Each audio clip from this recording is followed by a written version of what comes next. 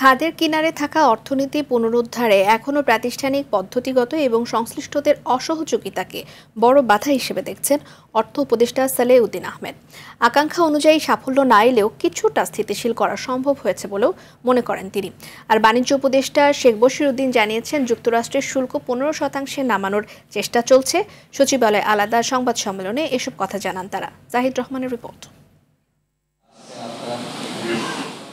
এক বছরের কর্মপ্রচেষ্টার ফিরিস্তি তুলে ধরতে সচিবালয়ে নিজ মন্ত্রণালয়ে এই সংবাদ সম্মেলনের আয়োজন করেন অর্থ উপদেষ্টা।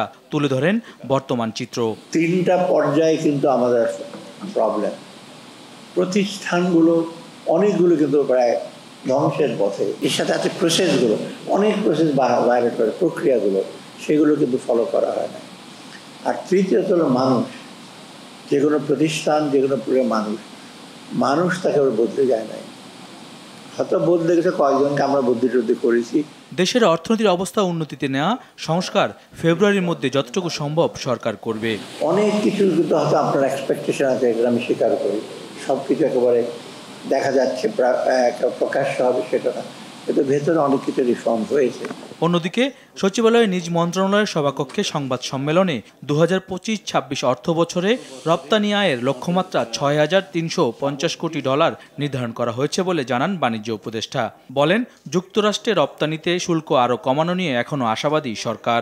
20% শুল্ক আরোপিত হয়েছে আমাদের উপরে।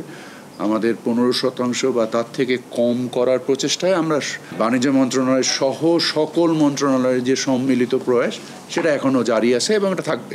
স্থানীয় বাজারে সরবরাহ বাড়াতে পেঁয়াজের আমদানির সিদ্ধান্ত নিয়েছে মন্ত্রণালয়। মাশাআল্লাহ, আমাদের স্থানীয় উৎপাদন যথেষ্ট ভালো, তবে আমরা হয়তোবা কিছু পেঁয়াজ এই মুহূর্তে আবার আমদানি করার চিন্তা করছি।